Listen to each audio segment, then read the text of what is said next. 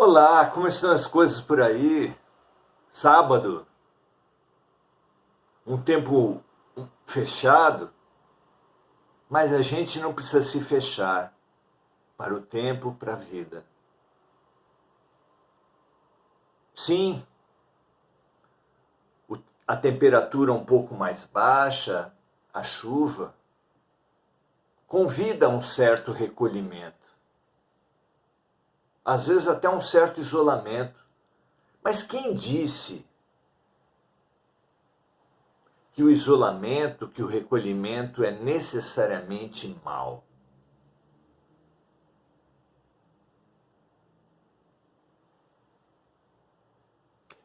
Conviver com pessoas, com muita gente o tempo todo,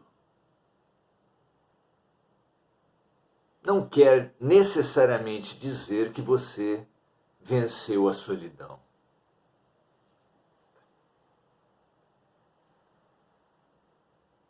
Viver no meio de música alta, falatório, barulho,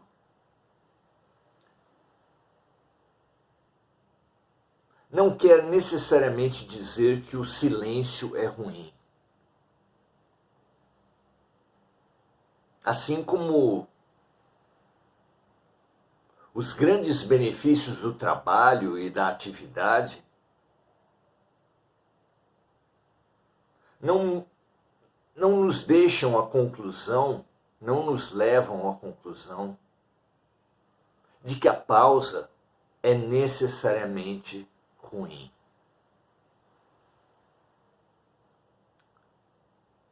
Há tempo para tudo, se fala na Bíblia, de plantar e de colher, de fazer e de pausar.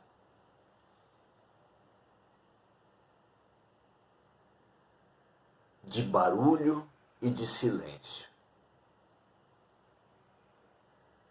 De convivência e de solidão. Tudo tem o seu papel. Tudo tem a sua riqueza. Aproveitemos,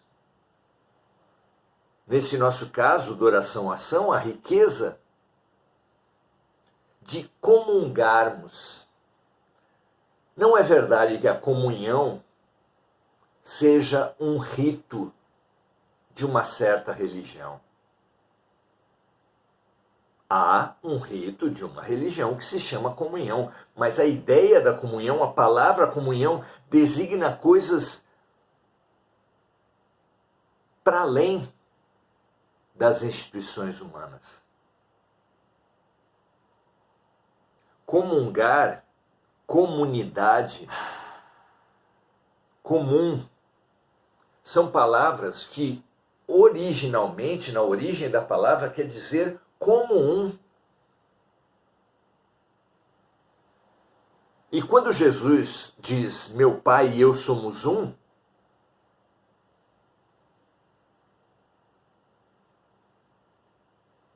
ele nos dá uma ideia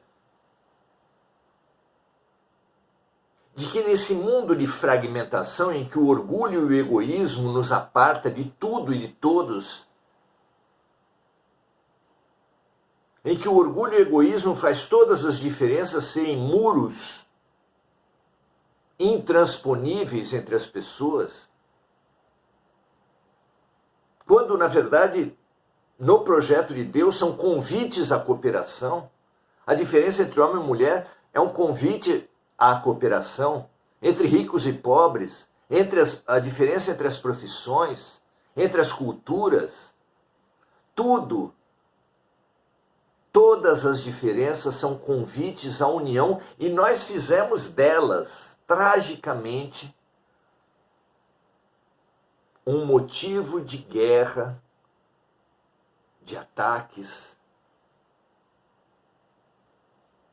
de mentiras, de agressões de todos os tipos. Racismo, sexismo, classicismo, patriotismo, egoísmo. tudo o que nos separar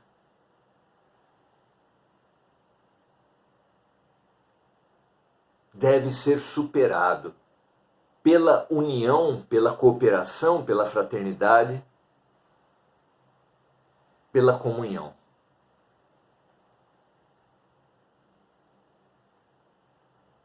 Se você fizer de qualquer desses ismos, de qualquer das lutas humanas, um ataque ao outro, você está necessariamente a serviço do egoísmo. Se você for militante da sua raça, da sua classe, da sua profissão, se você defender a mulher, os gays, os negros, os pobres, não é necessariamente ruim, pode ser muito bom. Desde que, para exaltar aqueles que são diminuídos, você não precise também diminuir os outros. É uma ilusão que cortando a canela dos outros nós fiquemos maiores. Ao contrário, todos que atacam os outros diminuem a si mesmos. Não é assim?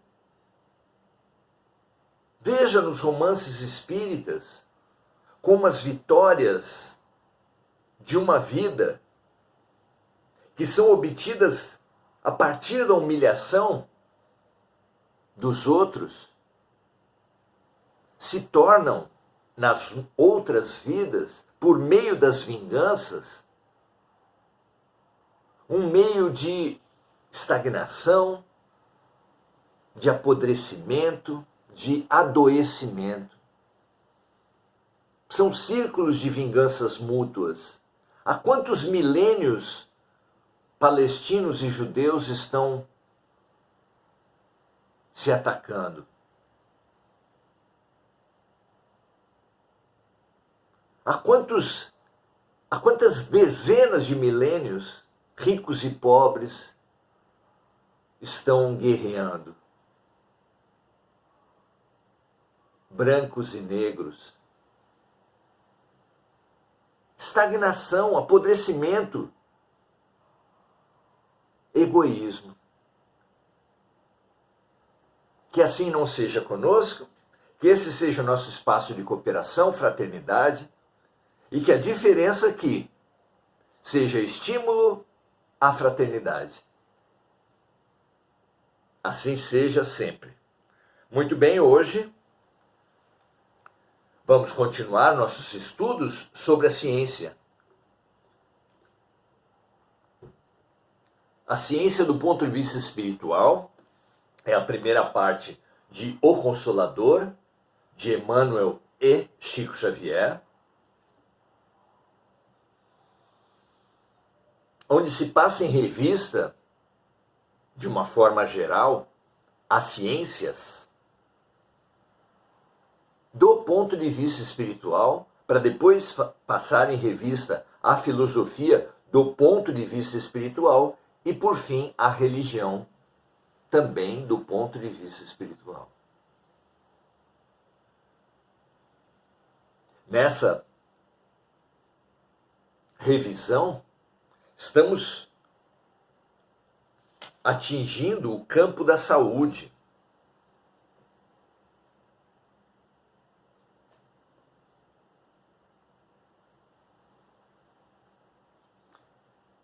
E hoje nos coube estudar a questão da eutanásia.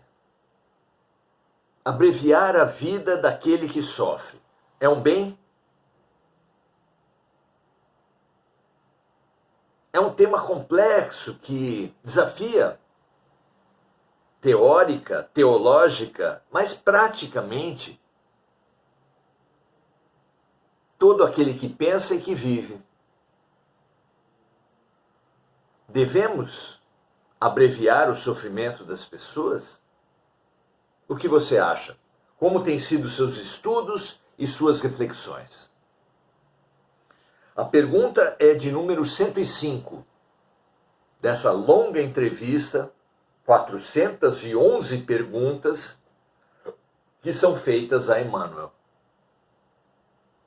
Hoje se questiona a questão da eutanásia nos seguintes termos.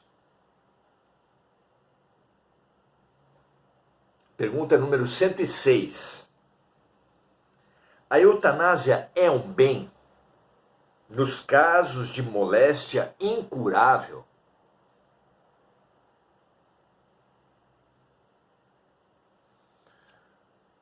A resposta de Emmanuel é a seguinte: o homem não tem o direito de praticar a eutanásia em caso algum, ainda que a mesma seja a demonstração aparente de medida benfazeja.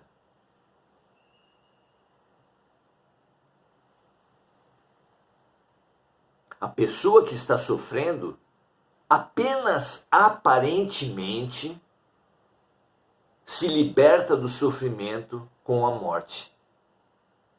É a mensagem, é a revelação, é a verdade que os próprios espíritos, os próprios mortos, nos vêm trazer.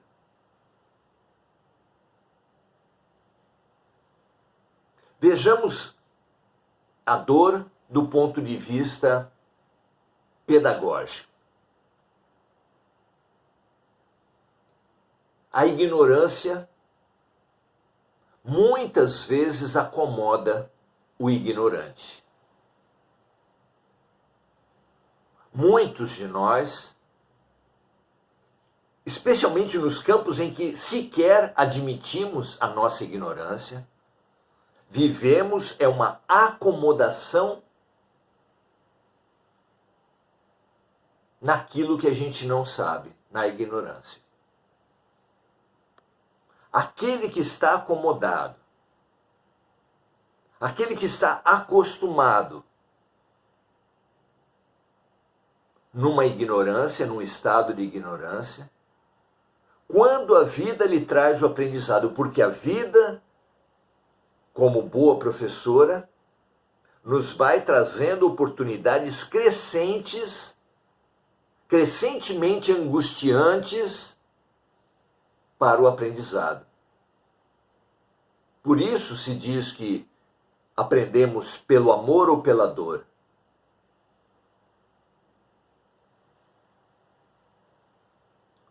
Nenhum educador leva ao seu educando métodos mais angustiantes, mais impactantes de aprendizado de cara. Primeiro, ele leva os métodos mais simples e mais fáceis.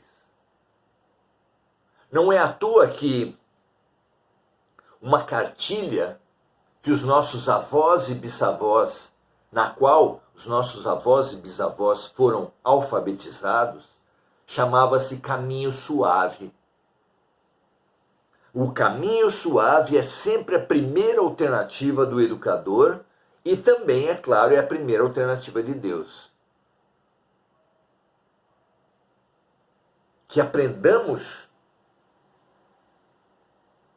pela boa vontade, pelo entendimento, pelo amor, é sempre a primeira alternativa de Deus. Também dizemos aprender por bem, de uma maneira mais rude de dizer pelo amor ou pela dor. Dizemos que pode se aprender por bem ou por mal. Mas o aprendizado real jamais será um mal. E um objetivo bom, como é o aprendizado, não justifica o uso do mal para chegar até ele. A dor, em vez do mal, sim, pode ser decorrência do aprendizado, porque entre a acomodação na ignorância e o aprendizado, pode ocorrer uma crise, uma incomodação. Não diz o senso comum que são os incomodados que se mudam? Um alcoólatra que durante alguns anos alimenta a ilusão de que não é alcoólatra, apesar de beber todos os dias, apesar de precisar da bebida na alegria, na tristeza, em todas as situações. Ele fala: paro a hora que eu quiser. Os casamentos que eu perdi foi porque as mulheres não prestam. Os empregos que eu perdi foi porque os chefes me perseguiam. Quando ele tiver uma crise e finalmente se der conta de que é um dependente, de que é um alcoólatra, vai doer. Mas essa dor, essa consciência, essa clareza, essa lucidez alcançada é o início da cura. São os incomodados que se mudam.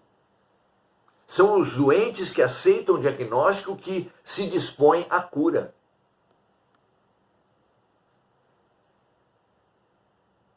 Então a dor, no aspecto pedagógico, faz parte do aprendizado.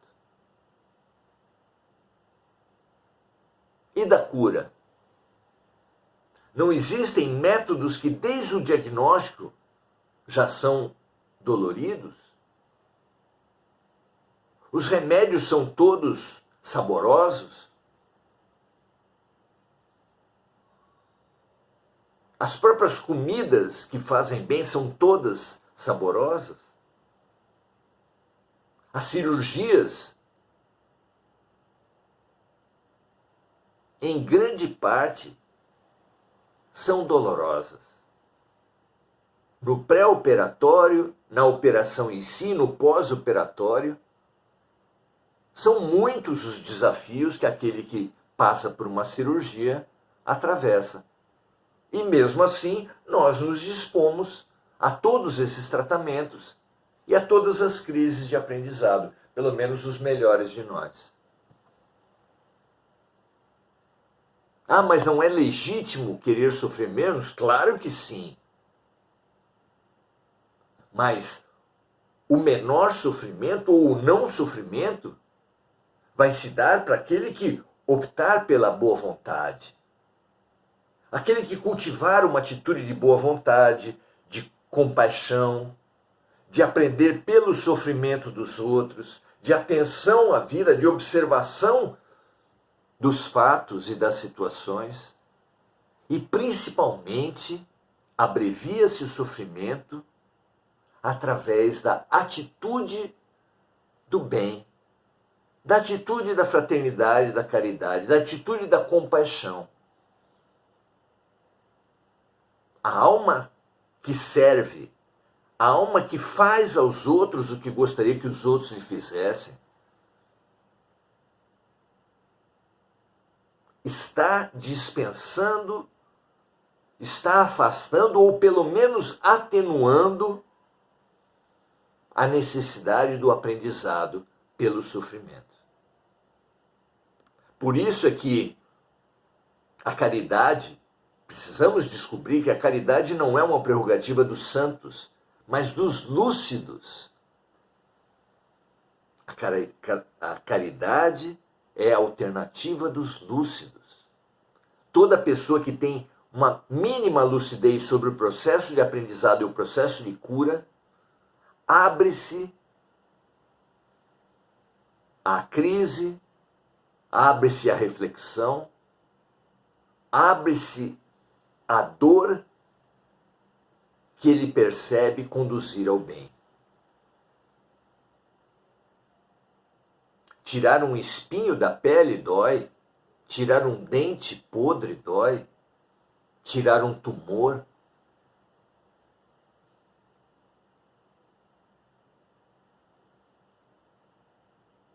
Pense nisso, meu amigo. Então aqui ele falou na questão da eutanásia que o homem não tem o direito de praticar a eutanásia em caso nenhum, ainda que a mesma seja a demonstração aparente de medida benfazeja. Porque a pessoa que está no meio de uma cirurgia não deve ser interrompida, mesmo que seja dolorosa. A pessoa que está no meio de um tratamento espiritual, de um aprendizado, mesmo que implique numa crise profunda, a pessoa que está no meio de um aprendizado que implica em grandes dificuldades em assimilar aquela lição, nem por causa disso deve ser tirada dessa dor. Que dizer de um pai, de uma mãe, de uma avó, de um tio, que vendo uma criança angustiada no meio de uma lição, fizer a lição por ela, mandá-la jogar bola, jogar videogame e esquecer a lição. Pode até ser bom dar uma relaxada, brincar um pouco para voltar depois para uma lição. Frequentemente faz bem. Mas esquecer a lição, abandonar a lição porque dói, abandonar uma cura porque dói, como assim? Não é? Continua Emmanuel dizendo assim: a agonia prolongada pode ter uma finalidade preciosa para a alma. E a moléstia incurável pode ser um bem, como a única válvula de escoamento das imperfeições do espírito em marcha para a sublime aquisição de seus patrimônios da vida imortal.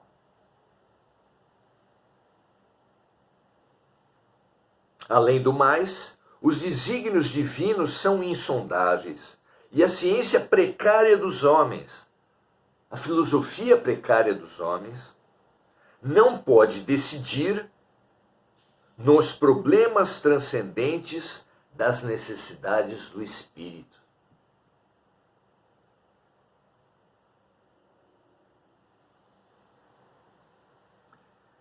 Alguém pode perguntar a questão da eutanásia perante os animais. E nos nossos estudos temos visto que são situações muito diferentes. Porque o espírito, diferente dos homens, dos seres humanos, não tem um karma propriamente dito. O espírito, o princípio espiritual do animal que sofre, não corresponde, não está passando por uma expiação de um karma. Porque o princípio espiritual dos animais, como que zera o seu aprendizado a cada nova vida. Porque não refletindo, não propriamente optando, o que é uma prerrogativa dos homens, os animais não podem carrear responsabilidade, carregar karma para si mesmos. Já o homem, já o ser humano, muito diferente, carrega responsabilidades de uma vida para outra. De forma que a dor que uma pessoa vive, que não teve origem numa vida, necessariamente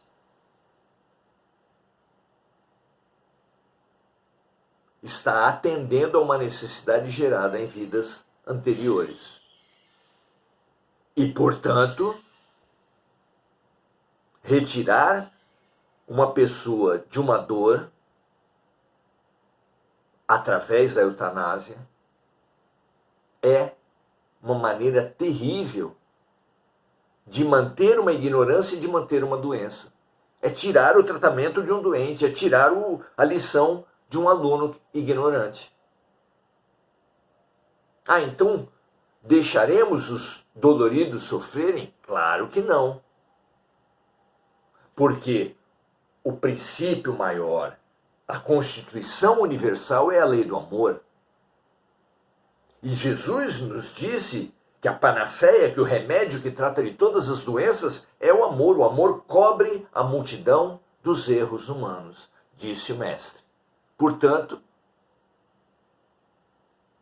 o amor é a melhor maneira, melhor alternativa de uma pessoa realizar um aprendizado e viver uma cura. Claro que para os dois. Claro que num processo de ajuda e de caridade, aquele que presta o serviço é tão beneficiário ou mais do que aquele que recebe.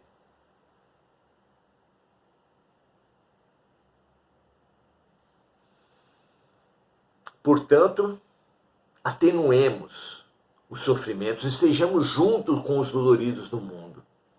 Da mesma maneira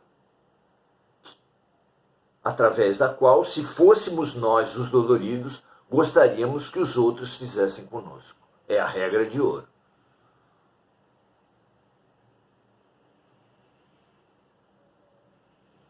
Mas desistir da vida é desistir da lição, é desistir do tratamento. Querer escapar de uma dor pelo suicídio ou pela eutanásia vai fazer com que a pessoa tenha que viver a experiência do aluno que não aprendeu uma lição. O aluno que desiste de uma lição faz o quê? Repete. O doente que larga um tratamento no meio,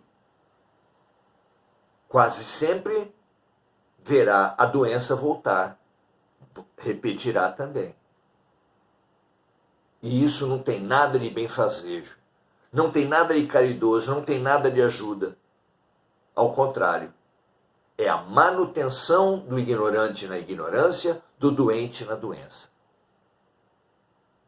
Essa é a revelação dos amigos espirituais. Fixemos essa lição, porque ela pode ser muito importante, pode ser preciosa para algum momento em que você precise tomar uma decisão. Esteja assim com seus doloridos, ao lado deles, junto deles, até sofrendo e chorando com eles. A empatia muitas vezes faz isso. Mas jamais desistindo ou ajudando os seus amores a desistir. Ajudemos a resistir, a aprender, a se curar e a seguir. Assim eles como nós, saindo cada vez mais fortes e mais lúcidos de toda a experiência de dor. Que assim seja sempre conosco. Saudar os amigos que estão aqui, Luiz Diniz, nosso grande amigo, muito bom estarmos juntos aqui também, Luiz. André Santos, dando o seu boa noite, Adelaide Dias, dando o seu boa noite. Marco Aurélio Trindade, também, dando o seu boa tarde, boa noite. Agora no inverno, às 6 horas, já está tudo escuro. Mas é sempre um prazer estar com cada um de vocês aqui. Compartilhe, espalhe. Vida sempre. E a decisão de vida e morte é exclusivamente da própria vida. Se você preferir, de Deus, da fonte criadora. Não é uma decisão do dolorido, nem daquele que está próximo dele. Nem eutanásia, nem suicídio são solução para nada. Ao contrário, caso a caso, pode-se chegar a um sofrimento maior com essas alternativas.